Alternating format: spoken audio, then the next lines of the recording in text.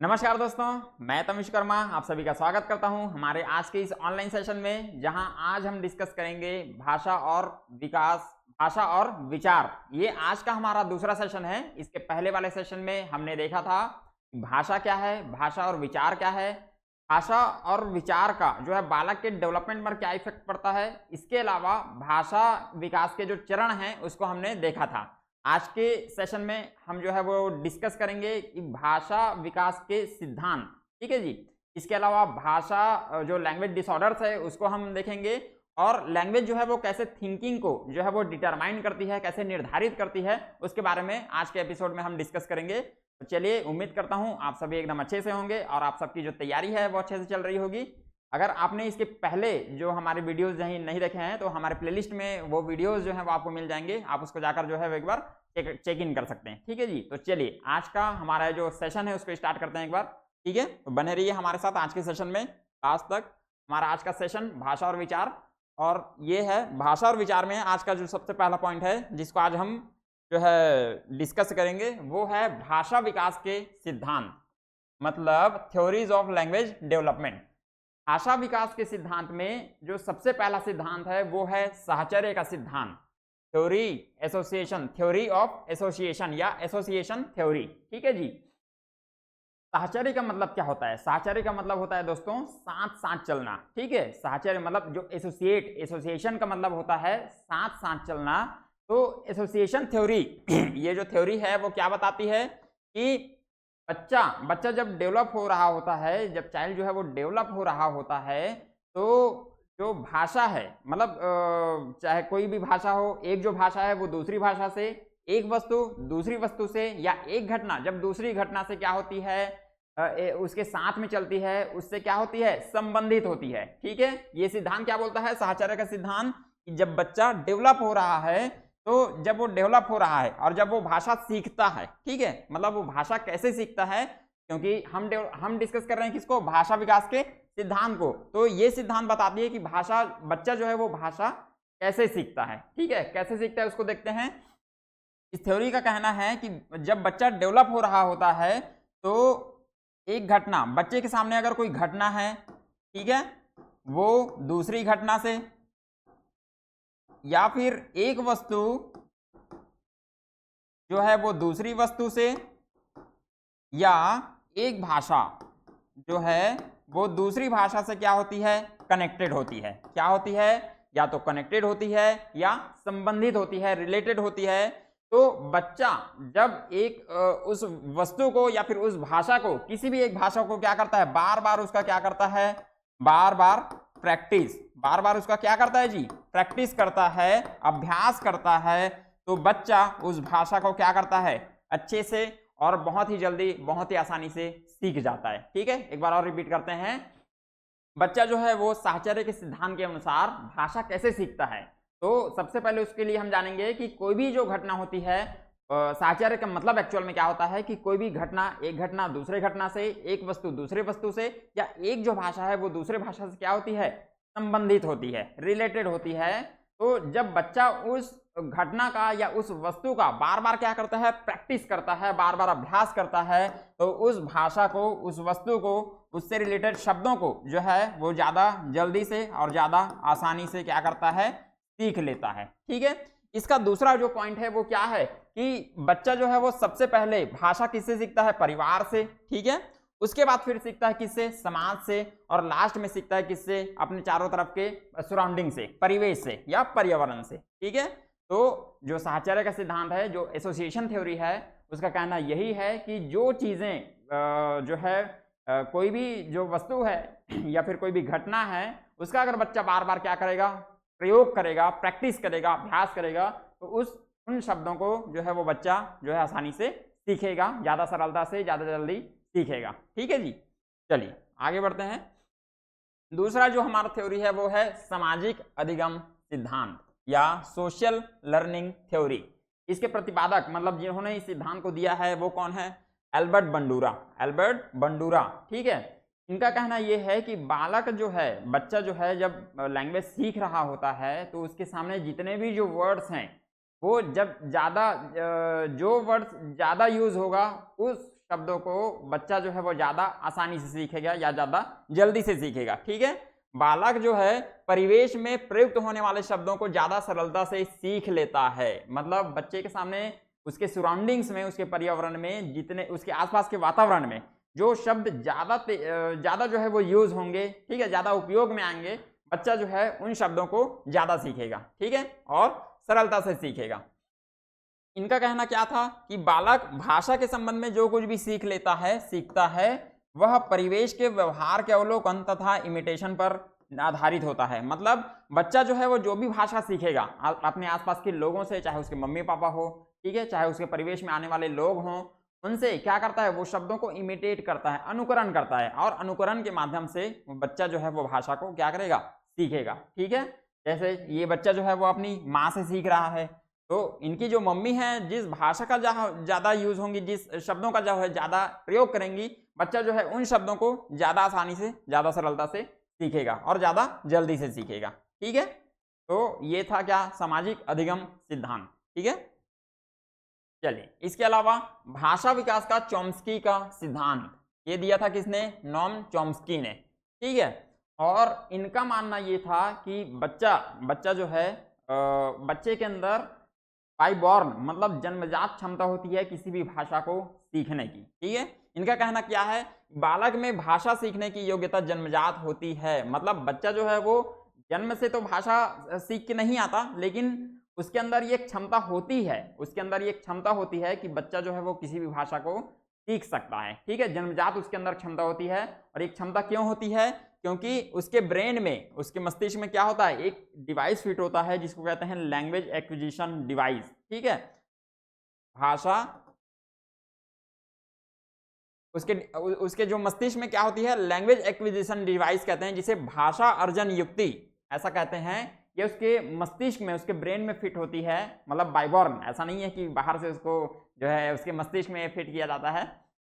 इनका मानना यह है कि बच्चे के अंदर जो है वो शुरू से ये क्षमता होती है कि वो कोई भी भाषा को क्या कर सकता है, एक्वायर कर सकता है। ठीक है, सीख सकता है। और ये जो क्षमता है वो इसलिए आती है क्योंकि बच्चे के अंदर जन्म से ही जो है एक डिवाइस उसके मस्तिष्क में होता है। इनका मानना ऐसा था, उसको कहते हैं लैंग्वेज एक्विजिशन डिवाइस, भाषा अर्जन क्षमता, भाषा अर्जन डिवाइस या उपकरण जिसको कहते हैं, वो होती है जिसके कारण बच्चा किसी भी लैंग्वेज को जो है वो जल्दी सीखने में क्या होता है, सक्षम होता है। ठीक है, देखिए ये है, ऐसा एक युक्ति है जो है बच्चे के ब्रेन में क्या होती है, फिट होती है, जिसके कारण वो कोई भी लैंग्वेज जो है वो आसानी से सीख सकता है। ठीक है, इनका कहना था कि बालक जो है वो जो कुछ भी सीखता है वही सब कुछ क्या करता है, दोहराता है। मतलब कुछ भी जो है बच्चा अगर सीख रहा है तो उसको बार बार क्या करेगा, रिपीट करेगा। ठीक है, बालक में पहले से ही वाक्यों को क्रम में रखने की क्षमता होती है, और जिन नियमों के अनुसार बालक वाक्यों का निर्माण करता है उसे जनरेटिव ग्रामर कहते हैं। ठीक है, देखिए इनका कहना क्या था, नॉम चॉम्स्की का, कि जितने भी लैंग्वेजेस हैं दुनिया में, ठीक है, जितने भी लैंग्वेजेस हैं उनका क्या, उनमें जो है व्याकरण में, उनके व्याकरण में क्या होती है, मूलभूत समानताएं पाई जाती हैं। जितने भी, चाहे संसार के जितने भी लैंग्वेज होते हैं, दुनिया के जितने भी क्या हैं, भाषा हैं, उनमें क्या होती है, उनके व्याकरण में समानता, मूलभूत समानता होती है। क्या होती है, मूलभूत समानता। और ये जो मूलभूत समानता होती है इसे कहते हैं यूनिवर्सल ग्रामर। क्या कहते हैं, यूनिवर्सल ग्रामर। देखिए नॉम चॉम्स्की का कहना था कि बच्चा भाषा सीखता है, कैसे सीखता है, उसके ब्रेन में डिवाइस फिट होता है जिसे कहते हैं लैंग्वेज एक्विजिशन डिवाइस। और इसके अलावा दुनिया में जितने भी भाषा होते हैं, संसार में जितने भी जो लैंग्वेज हैं, उनके व्याकरण में क्या पाया जाता है, मूलभूत समानताएं पाई जाती है। इन मूलभूत समानताओं को क्या कहते हैं, यूनिवर्सल ग्रामर। ठीक है, क्या कहते हैं, यूनिवर्सल ग्रामर। और इन्हीं नियमों के हिसाब से बच्चा जब भाषा सीख रहा होता है तो वो शब्दों को जो है वो सार्थक क्रम में जमाना सीखता है। ठीक है, तो जिस क्रम में वो जमाना सीखता है उस क्रम को कहते हैं, उसे क्या कहते हैं, जनरेटिव ग्रामर। उसे क्या कहते हैं जी, जनरेटिव ग्रामर। ठीक है, चलिए इसके अलावा एक और थ्योरी है अनुबंधन का सिद्धांत या थ्योरी ऑफ कंडीशनिंग। ठीक है, थ्योरी ऑफ कंडीशनिंग, हालांकि ये थ्योरी ऑफ ऑपरेंट है, थ्योरी ऑफ ऑपरेंट।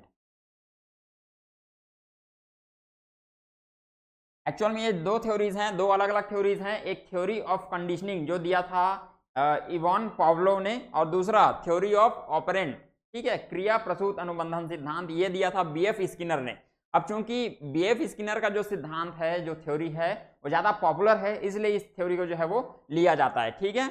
इनका कहना क्या था कि बच्चा जो है वो भाषा सीखता है कैसे? उद्दीपन के द्वारा, इमिटेशन के द्वारा, प्रैक्टिस के द्वारा, और जो है रीइंफोर्समेंट के द्वारा, ठीक है। बच्चा कैसे भाषा सीखता है? उद्दीपन के द्वारा, ठीक है। दूसरा क्या है? दूसरा रीइंफोर्समेंट मतलब पुनर्बलन के द्वारा। एक होता है अभ्यास के द्वारा, ठीक है, और एक होता है अनुकरण के द्वारा, ठीक है। इनका कहना क्या है बीएफ स्किनर जी का कि कोई भी जो बच्चा होता है वो भाषा को कैसे सीखता है? अपने आसपास कैसे? उद्दीपन के द्वारा, पुनर्बलन के द्वारा, ठीक है, अभ्यास यानी प्रैक्टिस के द्वारा, और दूसरों से इमिटेशन के द्वारा। कोई भी जो बच्चा होता है अपने परिवेश में आने वाले शब्दों को इन्हीं क्रियाओं के द्वारा जो है क्या करता है? एक्वायर करता है या सीखता है, ठीक है। जैसे ये जो बच्चा है अपने मम्मी से क्या सीख रहा है? मतलब ये सेब है, तो सेब जो है ये जो सेब वर्ड है, उस वर्ड को वो क्या करेगा? देखेगा। क्या करेगा? देखेगा। तो सबसे पहले बच्चा जो है अगर सेब को देख रहा है, जैसे क्या है यहाँ पर अगर हम पुनर्बलन का जो है वो उदाहरण दें, तो बच्चा जो है वो क्या कर रहा है? अपने मम्मी से, उसकी मम्मी वो उसको दिखाकर, सेब को दिखाकर क्या कर रही है कि ये सेब है। बच्चा उसको एक्वायर करेगा कि हाँ ये सेब है, तो मम्मी जो है क्या करेगी? उसकी तारीफ करेगी या प्रशंसा करेगी, ठीक है। तो बच्चा क्या हो जाएगा? उससे खुश हो जाएगा और बार बार उस शब्द को क्या करेगा? जो है वो दोहराएगा, ठीक है। क्या करेगा? दोहराएगा। तो ऐसे ही इसी क्रिया के द्वारा बच्चा किसी भी भाषा को, किसी भी लैंग्वेज को क्या करता है? एक्वायर करता है। इसके अलावा उद्दीपक अनुक्रिया, स्टिमुलस रेस्पॉन्सेस के बीच स्थापित साहचर्य बालक के शब्दों के अधिगम का आधार होता है। मतलब सेब जो है, ठीक है, बच्चा जो है वो सेब बोल के अपना क्या कर रहा है? रिस्पॉन्स दे रहा है, ठीक है। तो मम्मी इसको क्या करेगी? मम्मी जो है उसको और रीइंफोर्समेंट देगी। क्या करेगी? रीइंफोर्समेंट। ये जो वस्तु है, ये वस्तु क्या है? सेब है।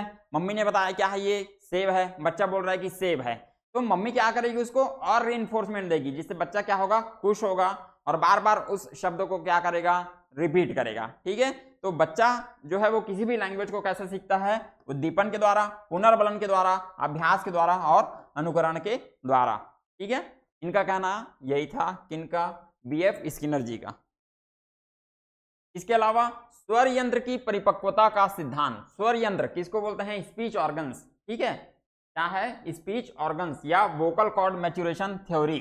तो हमारे शरीर में जो है जितने भी जो स्पीच ऑर्गन्स होते हैं, इस थ्योरी के हिसाब से जब तक वो मैच्योर नहीं होंगे, जब तक वो परिपक्व नहीं होंगे, तब तक बच्चा जो है वो भाषा को एक्वायर नहीं कर पाएगा, या फिर अपने उसको क्या कर नहीं कर पाएगा? एक्सप्रेस जो है वो नहीं कर पाएगा, ठीक है।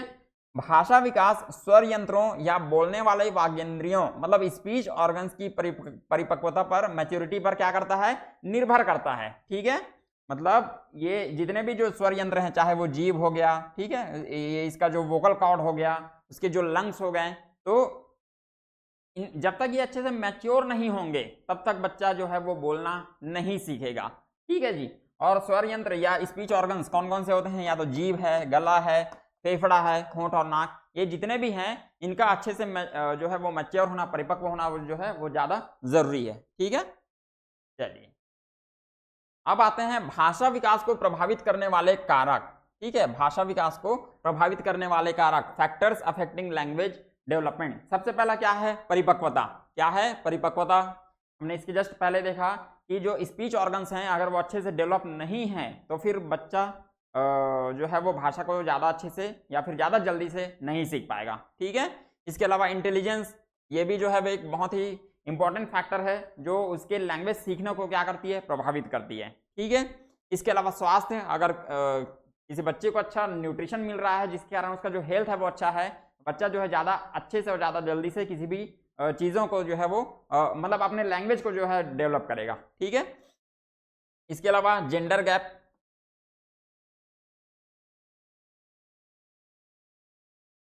जेंडर गैप कैसे?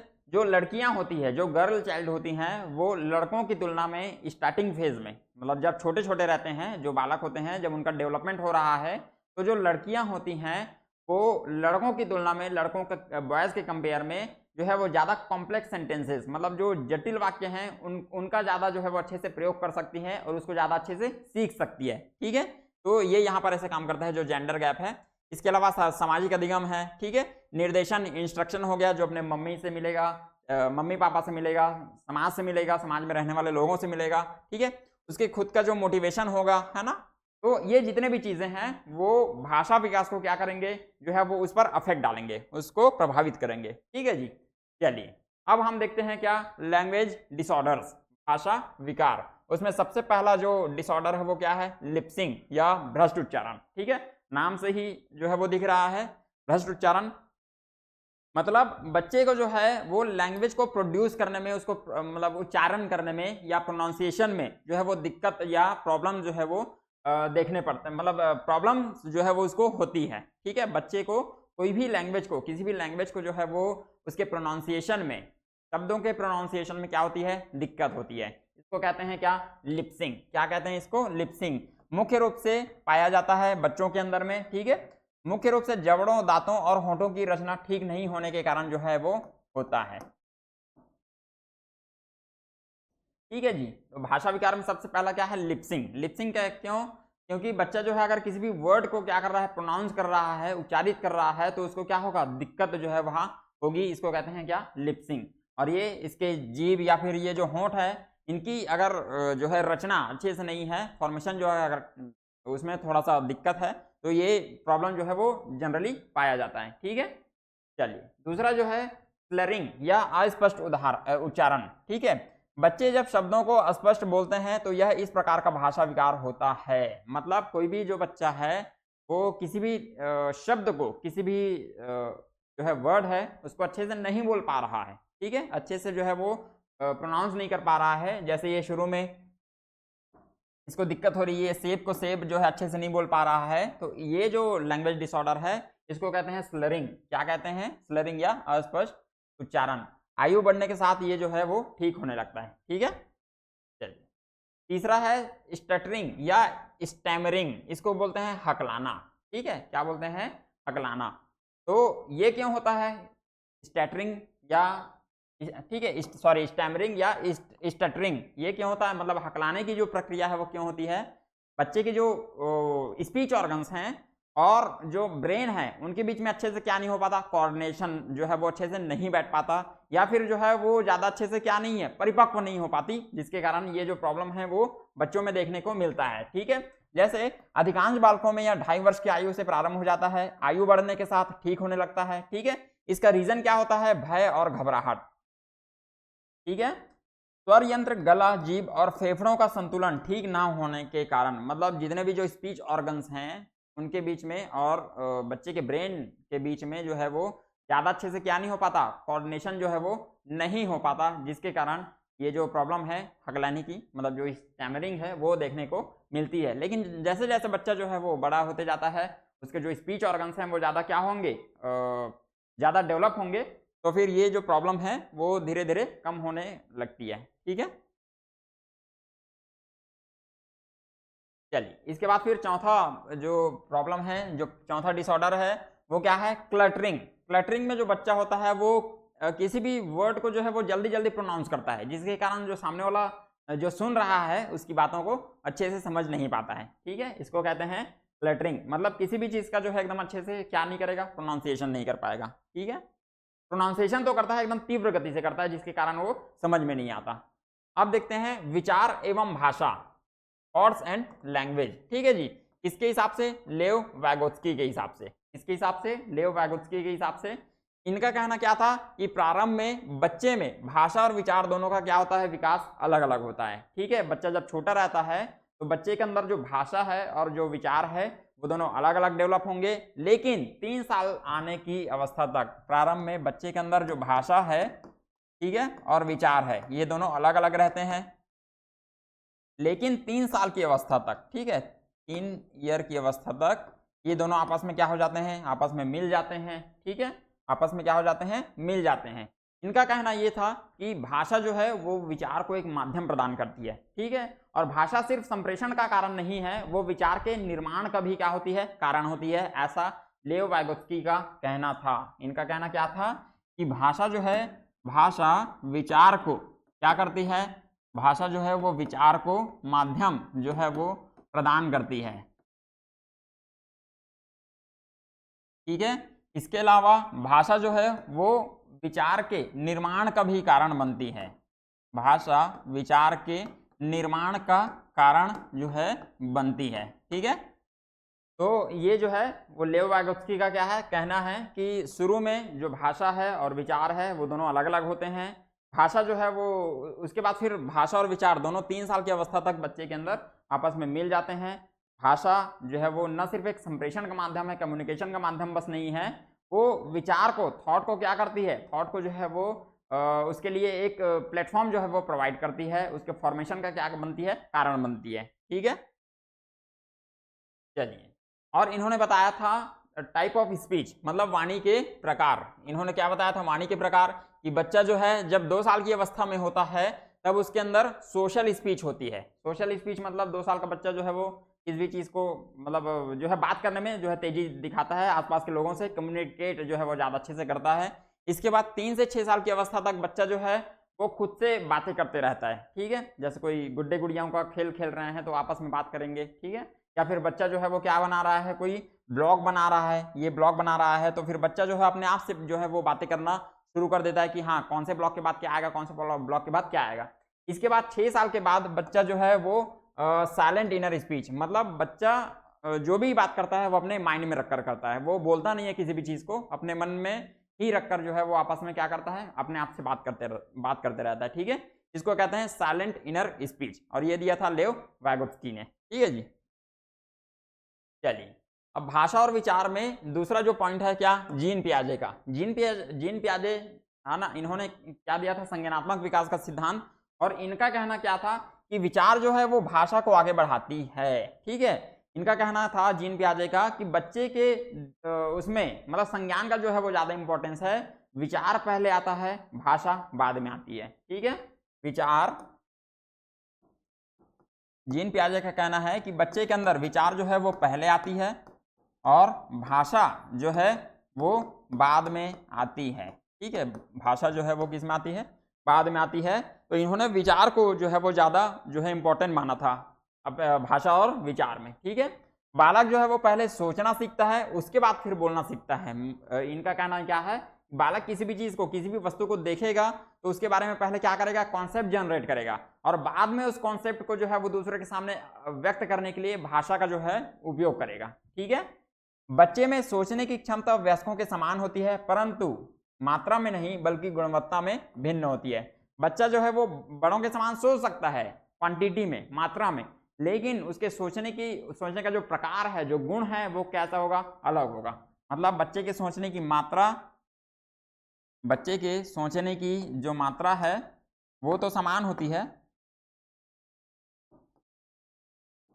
बच्चे के सोचने की, ठीक है, सोचने की क्षमता बड़ों से मात्रा में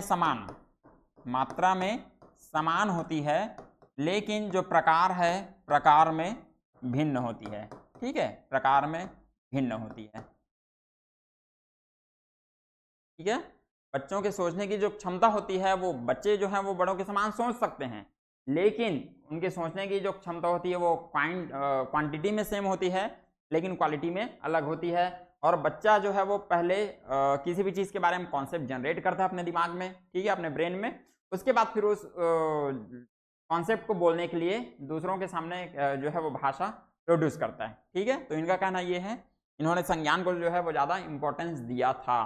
अब आते हैं विचार के निर्धारक के रूप में भाषा, मतलब विचार को जो है वो भाषा कैसे निर्धारित करती है, कैसे डिटरमाइन करती है लैंग्वेज जो है वो थिंकिंग को, ठीक है। इसके बारे में बहुत ही प्रसिद्ध जो हाइपोथेसिस है, बेंजामिन ली हॉर्फ ने ये दिया था, इसको इन्होंने एक वो दिया था, हाइपोथेसिस दिया था, जिसको लिंग्विस्टिक रिलेटिविटी हाइपोथेसिस जो है वो कहते हैं। ठीक है, सैपिर-वोर्फ हाइपोथेसिस, ये जो है इनका कहना था कि भाषा जो है वो विचार की अंतर वस्तु का निर्धारण करती है। ठीक है, भाषा विचार की अंतर वस्तु का क्या करती है, निर्धारण करती है। इसे भाषाई सापेक्षता परिकल्पना मतलब लिंग्विस्टिक रिलेटिविटी हाइपोथेसिस जो है वो कहते हैं। ठीक है, कुछ विचार एक भाषा की तुलना में दूसरी भाषा से क्या हो सकते हैं, सरल हो सकते हैं। जैसे हिंदी में माँ के भाई, पिता के भाई और पिता के छोटे भाई, इसके लिए अलग अलग शब्द हैं, जबकि अंग्रेजी में इनके लिए एक ही शब्द होता है। सैपिर-वोर्फ हाइपोथेसिस, ठीक है, जो दिया था, इन्होंने दिया था, जिसको दूसरे लैंग्वेज में क्या कहते हैं, लिंग्विस्टिक रिलेटिविटी हाइपोथेसिस।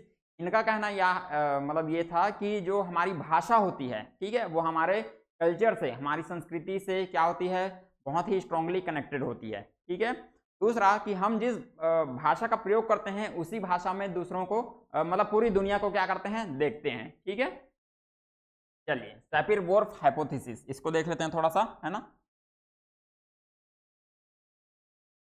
सैपिर-वोर्फ हाइपोथेसिस,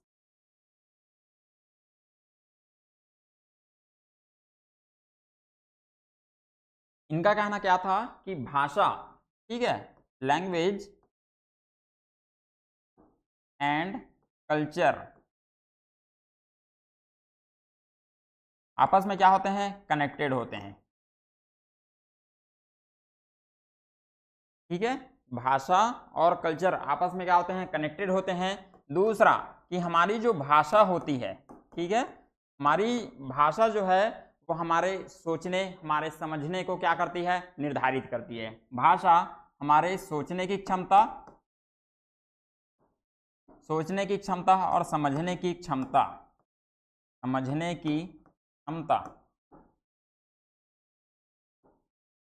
इसको क्या करती है, निर्धारित करती है।